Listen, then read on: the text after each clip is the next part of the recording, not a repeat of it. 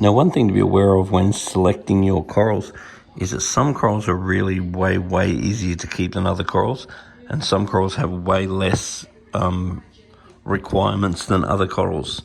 So things like your soft corals and your morphs tend to be much easier than LPS, and LPS as a generalization tends to be easier than SPS.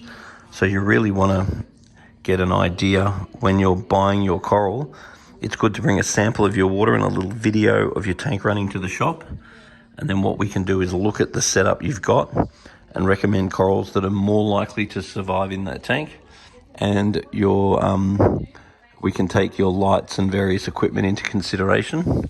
And when you're buying the coral, in reference to your tank, you want to ask if it's a 1, 2, or a 3 coral.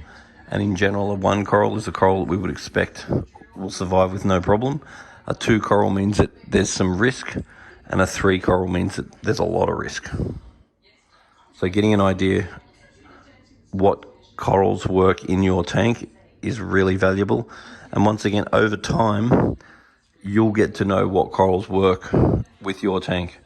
And then if you try and stick more towards the corals that seem to be working, then you'll have a more successful aquarium.